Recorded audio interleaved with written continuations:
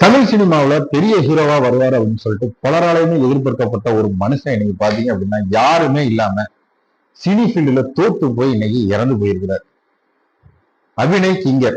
துள்ளுவதோ இளமை அப்படிங்கிற படத்துல 2002ல வெளிவந்த இந்த படம் பாத்தீங்க அப்படின்னா 2 இளம் நாயகர்களை தமிழ் சினிமாவுக்கு அறிமுகப்படுத்துச்சு. அதுல ஒருத்தர் பாத்தீங்க அப்படின்னா தனுஷ், ரெண்டாவது பாத்தீங்க அப்படின்னா அபிநய் கிங்கர். இவர் தான் பாத்தீங்க அப்படின்னா சினிமா வாய்ப்புகள் இல்லாம தனிமையில இருந்து நோய்வாய்ப்பட்டு இப்போ இறந்தே போயிட்டார். இவர் தனுஷ் அந்த துள்ளுவதோ இளமை படத்துக்கு வரும் பாத்தீங்க அப்படின்னா அடுத்தடுத்து படங்கள்லாம் அவருக்கு ஹிட். ஸோ அதனால பாத்தீங்க அப்படின்னா அவரு அடுத்த கட்டத்தை நோக்கி போயிட்டார். பட் இந்த அபிநய் கிங்கருக்கு இந்த துள்ளுவதோ இளமை படம் ஹிட்டா இருந்தாலுமே அதுக்கடுத்து இந்த படங்கள்லாம் பாத்தீங்க அப்படின்னா பெரிய அளவுக்கு எந்த விதமான வரவேற்புமே இல்லை.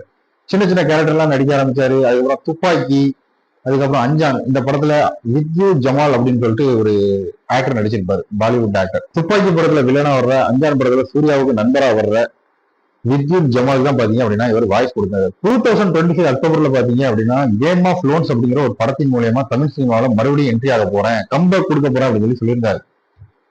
1 மந்த் தான் ஆச்சு, அந்த மனுஷன் அதுக்குள்ள இறந்தே போயிட்டார். இவர் இறக்குறதுக்கு முக்கியமான காரணம் அப்படின்னு சொல்லப்படுறது என்ன அப்படின்னு கேட்டீங்கன்னா லிவர் சிரோசிஸ் அப்படின்னு சொல்லப்படுற ஒரு கல்லீரல் சம்பந்தப்பட்ட ஒரு நோய்.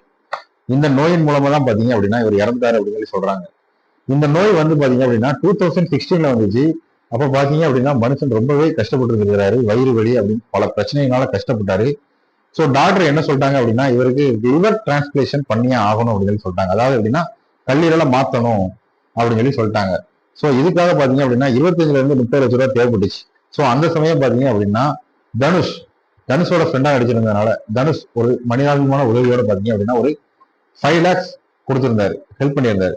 ஸோ அதுக்கப்புறம் கேபிஒய் பாலகன் பாத்தீங்க அப்படின்னா ஒரு 1 lakh கையில கொடுத்து இவரை வீடியோ எடுத்து சோசியல் மீடியால போஸ்ட் பண்ணியிருந்தாங்க, இவருக்கு யாராவது ஹெல்ப் பண்ணுங்க அப்படின்னு சொல்லிட்டு.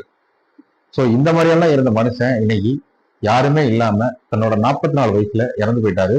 நவம்பர் 10, 2025 அதிகாலை 4 மணி. இதன் மூலியமா எனக்கு ஒன்னே ஒன்று மட்டும் தெரியுது. 2 பேர் பாத்தீங்க அப்படின்னா ஒரே காலகட்டத்துல ஒரே சினிமாவில என்ட்ரி ஆகுறாங்க. அதுல ஒருத்தர் தனக்கான அடையாளத்தை தேடி கண்டுபிடிச்சிட்டாரு, இன்னொருத்தர் தனக்கான அடையாளமே இல்லாம தொலைஞ்சு போயிட்டார். ஸோ இந்த மாதிரி அடையாளத்தை தொலைச்சவங்க இன்னுமே கூட அதிக அளவுல சினி ஃபீல்டுல இருக்கிறாங்க. நமக்கும் அவங்கள யாருமே தெரியாது.